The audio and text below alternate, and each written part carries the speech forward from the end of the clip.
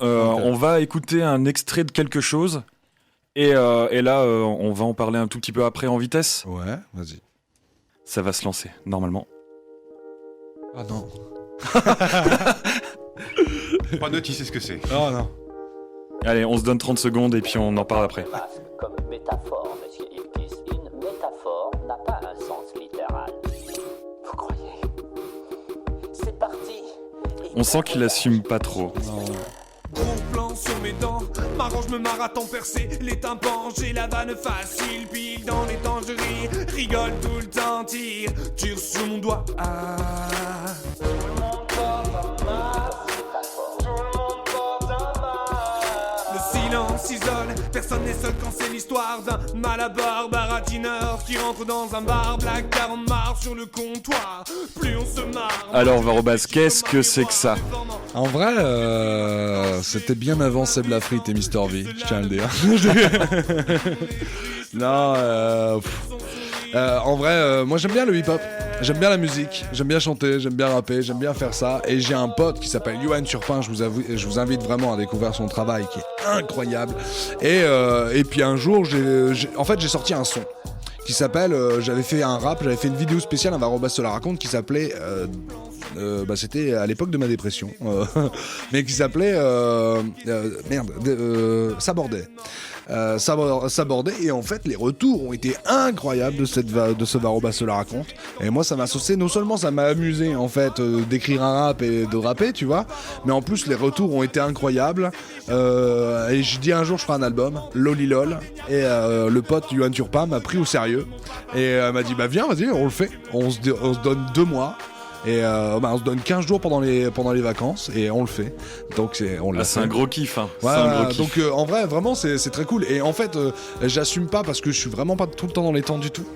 Mais en vrai moi je suis ultra content de l'avoir fait en fait. Je suis vraiment alors il y a bidé de ouf hein. Vraiment, j'ai bidé de ouf, personne ne l'aime, mais franchement j'ai mis une petite commande dans le chat pour ceux qui nous regardent en direct. Pour aller voir ta chaîne et avoir cet album, au moins voir tes vidéos à ce sujet. Ouais, carrément. Mais vraiment, l'expérience était super cool. Yohan adorable, j'ai adoré travailler avec lui. Et franchement, en vrai, je suis pas à l'abri d'en faire un deuxième. Hein. Dans le même style, un peu rap, hip-hop. Ça sera beaucoup. En fait, moi, j'aime chanter, donc ça sera beaucoup plus chanté. On sera sur toujours du rap et du hip-hop et tout ça, mais probablement, mais beaucoup plus chanté. Alors du coup, grosse question, c'est à quand la collaboration avec Squeezie? Jamais. J'aimerais bien, hein, en vrai. Non, ça m'a rapporté. En vrai, j'aimerais bien. J'ai pas particulièrement d'ambition, hein, mais bon, voilà. Non, j'aimerais bien. En fait, là, on dit Squeezie, mais Osef, en fait. J'aimerais bien commencer à faire des vidéos avec un peu plus de gens, et c'est pour ça que j'ai commencé à faire la chronique des Banuls, etc. Je suis en train de voir, en fait, tout simplement, pour commencer à jouer avec des gens, parce que j'aimerais bien jouer avec des gens. Et franchement, non, quitte à penser à des gens, je penserais à des gens comme les youtubeurs que je kiffe regarder. Moi, j'aime beaucoup Cyril MP4, j'aime beaucoup Amixem, j'aime beaucoup tous ces gens-là.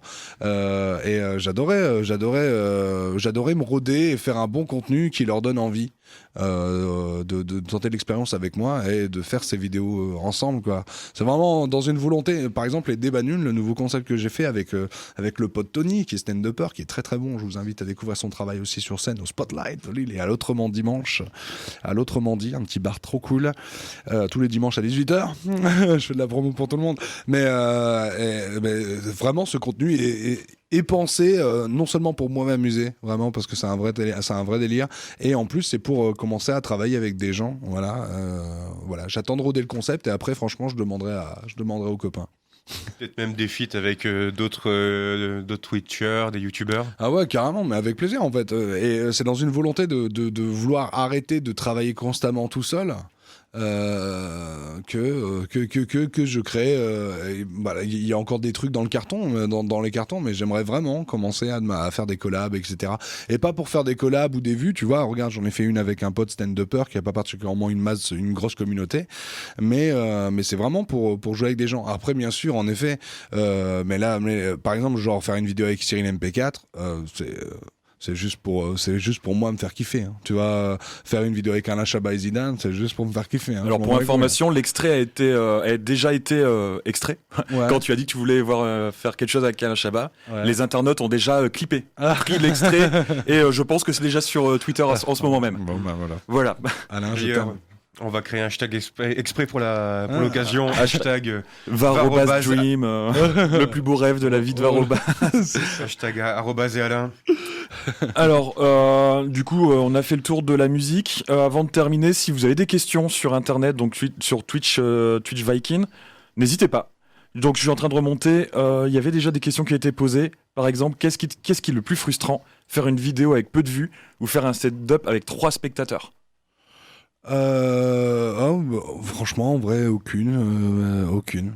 Non, c'est pas frustrant. En fait, faire du stand-up avec 3 personnes, c'est ultra utile. Vraiment, c'est ultra utile. Parce que si t'arrives à faire rire 3 personnes avec une blague, t'es sûr qu'elle est bonne. T'as 100% du Ah public. ouais, non mais c'est même pas ça, c'est que je veux dire, quand t'es que 3 en tant que spectateur, je sais pas si vous avez déjà vu du stand-up, mais quand tu regardes du stand-up, vous êtes que 3, si tu rigoles à une blague, tout le monde le sait que t'as rigolé à cette blague. Et il y a encore une sorte de voilà, la pudeur est avec toi hein, quand t'es qu'à 3 dans le public. Hein.